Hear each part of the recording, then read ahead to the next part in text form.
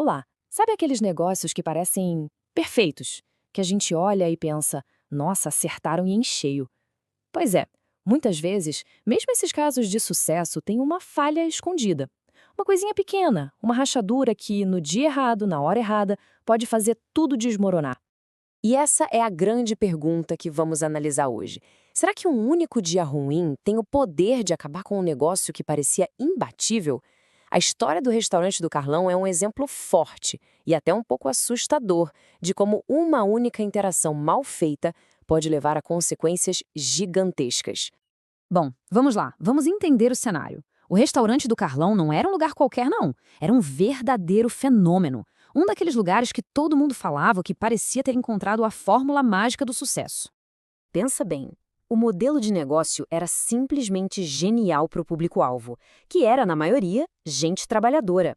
O preço era super justo, a comida era boa e a ideia de comer carne à vontade sem se preocupar com balança era um chamariz e tanto. O resultado? Filas e mais filas na porta, antes mesmo de dar meio-dia.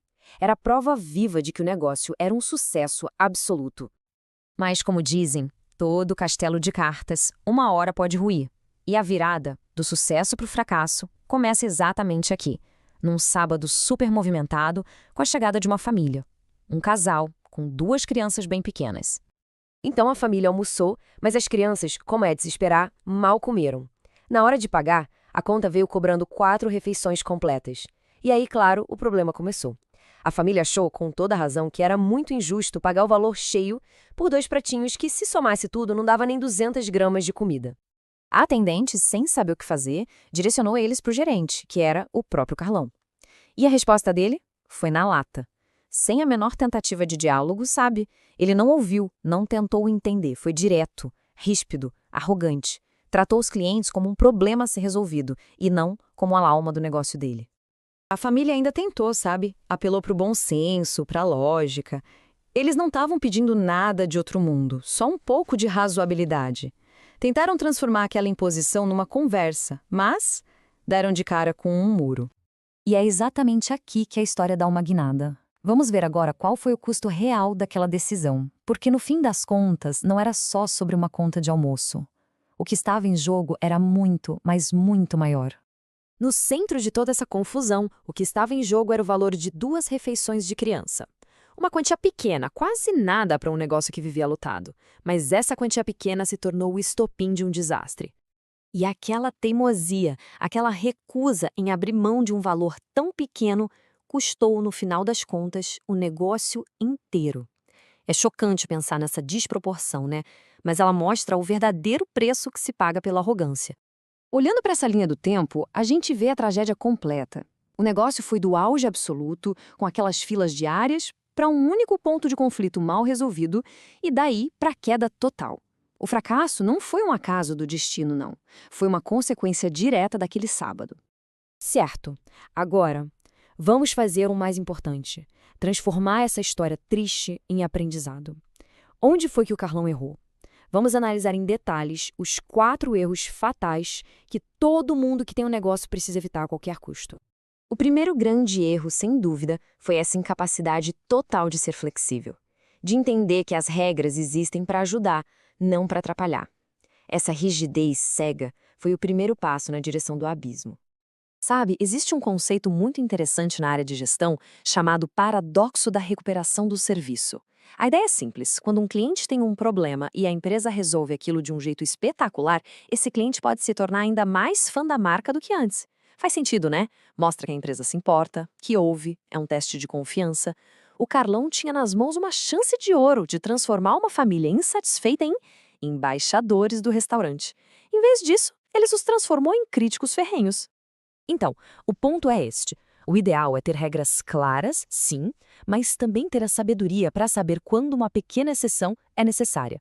Uma cortesia, um gesto de boa vontade, teria custado quase nada, mas o valor gerado em lealdade seria imenso. Agora, o segundo erro fatal: a completa falta de empatia. Essa incapacidade de se colocar no lugar do outro, de tentar enxergar a situação pelo ponto de vista do cliente. Empatia, no mundo dos negócios, não é ser bonzinho, é inteligência de mercado. É a habilidade de ler a situação para além dos números. O Carlão não conseguiu ver ali uma família, provavelmente cansada, com crianças pequenas, só querendo uma solução justa. Ele só viu uma regra que, na cabeça dele, estava sendo desafiada. A diferença é gritante, né?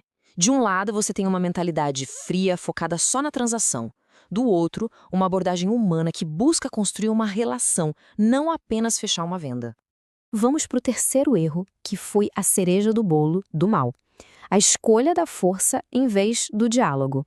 O Carlão não argumentou, ele impôs. Ele não conversou, ele praticamente ameaçou. Uma boa gestão de conflitos sempre busca uma solução onde os dois lados saiam sentindo que foram ouvidos e respeitados. Uma solução ganha-ganha. Mesmo que o cliente não esteja 100% certo, o jeito como a conversa é conduzida muda tudo. A abordagem do Carlão foi o oposto disso. Foi um perde-perde clássico. E, finalmente, o quarto erro. Aquela crença perigosíssima de que ter um preço baixo te dá um passe livre para ter um atendimento ruim. Aquela ideia de que, por ser barato, o cliente tem que aguentar qualquer coisa.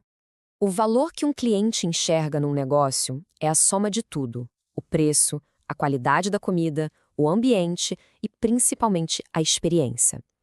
Uma experiência humilhante, agressiva, como a que aquela família viveu, simplesmente anula qualquer vantagem que o preço baixo poderia ter. No fim, o barato saiu caríssimo. Então, depois de analisar toda essa história, a gente chega na lição mais importante que o caso do Carlão nos deixa. Uma lição sobre a verdadeira essência de qualquer negócio que queira durar. A reflexão final que fica é essa.